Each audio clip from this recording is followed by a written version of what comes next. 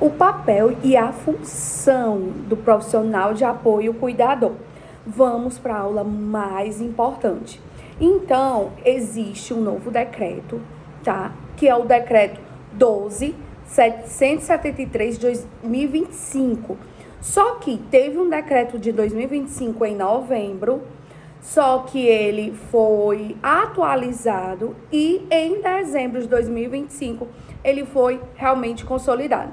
Então, esse decreto, ele fala que o profissional de apoio escolar, cuidador, ele é responsável, basicamente, por oferecer o suporte individualizado ao estudante e também garantir, claro, o acesso, a participação nas aulas, a segurança e iniciar um processo de autonomia no ambiente escolar.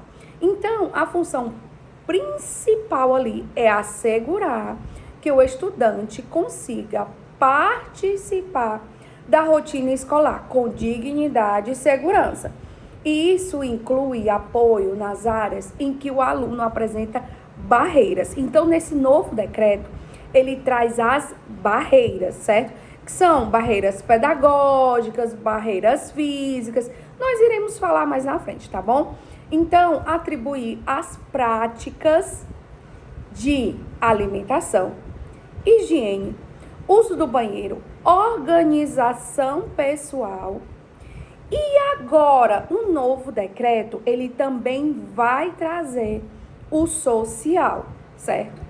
Então, o apoio também à mobilidade, que é a locomoção dentro da escola, nos espaços, sala, recreio, hora do intervalo, o cuidador fica com o aluno, tá? E questão de higiene e banheiro, tá ok? Uma música. Então, mediação da participação. Como assim? Essa mediação é que vai trazer a questão de acompanhar as atividades desse aluno. Lembrando, o aluno é do professor. As atividades, quem tem que passar é o professor, não o cuidador, o profissional de apoio, o agente de inclusão, como você queira chamar.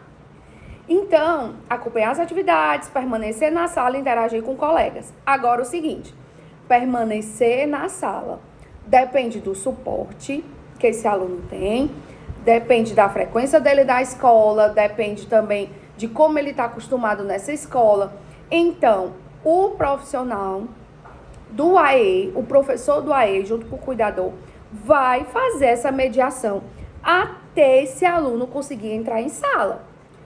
Mas com a ajuda principalmente do professor, porque o aluno é da escola e é do professor, certo? O cuidador acompanha esse aluno no que ele necessitar, mas o aluno é do professor, certo? E aí é aqui onde muitos erram. Por quê? O cuidador acaba se apegando ao aluno, isso é verdade. Então, às vezes, ele quer fazer pelo aluno. Não pode fazer pelo aluno. O aluno precisa participar, ele precisa aprender a estar nesse meio, nesse ambiente. E esse apoio comportamental e emocional, prevenção de crise, organização da rotina e estratégias de regulação, o cuidador vai acompanhar. Agora é o seguinte, com a ajuda do professor do AE e do professor de sala de aula, estratégias de regulação, organização de rotina e prevenção de crises, aí é com a ajuda da família, certo? A família precisa ajudar, tá? Porque prevenir crises é a família. O cuidador não vai conseguir prevenir crise, não. O que é que o cuidador vai conseguir? Perceber o que gera crise nele. Por exemplo, o que gera crise nele é a professora tá brigando com todos a sala de aula e aquele muito barulho gera crise. Pronto. O aluno percebeu isso, vai falar com o professor, vai com o professor de sala de aula, vai falar também com o professor do AE e iremos mediar, certo? Mediar como? Um abafador, conversando com sensibilização de sala de aula, e aí vem todo um processo, tá? Organização da rotina, é a família que organiza a rotina. Rotina da escola, quem organiza é o coordenador da escola junto com o professor. O aluno apenas acompanha e o cuidador acompanha também. Estratégias de regulação. Essas estratégias de regulação é conversando com esse aluno. Mas ele é nível 3 de suporte não verbal. Como é que eu vou fazer? Experiência própria. Palavras curtas, comandos curtos. Exemplo.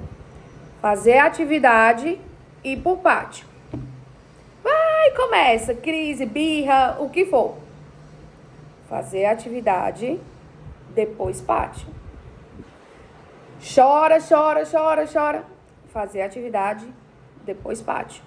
Então, você vai combinar alguma coisa. Ou então, síndrome de Down.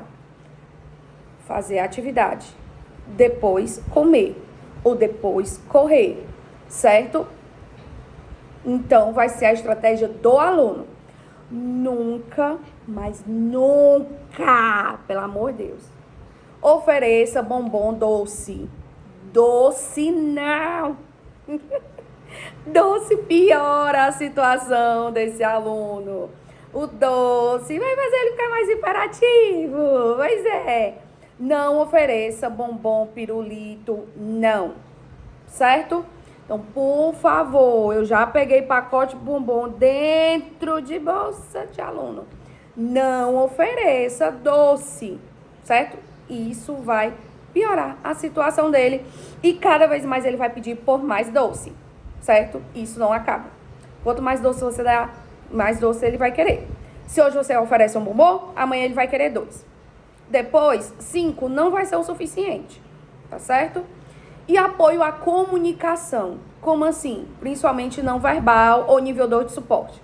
Muitas vezes não tem a fala, mas não é funcional. Ou então é não verbal. Então, o que é que você vai fazer? Você vai, ao longo do tempo que você vai convivendo, percebendo aquele aluno, você vai trabalhando comunicação com ele. Por exemplo, você vai conhecer o aluno como se ele fosse alguém da sua família. É incrível.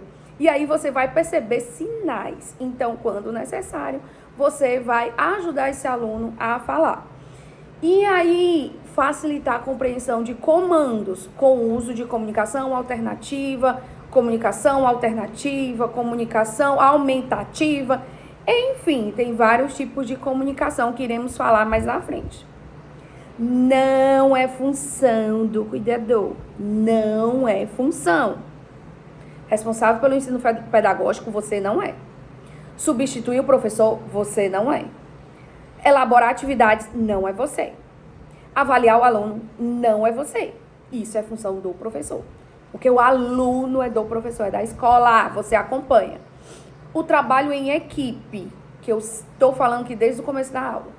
Professor de sala de aula comum, professor do AE, equipe pedagógica, que eu falei, por exemplo, do coordenador, e a família. E a família faz parte do processo. Ninguém trabalha sozinho ou isolado.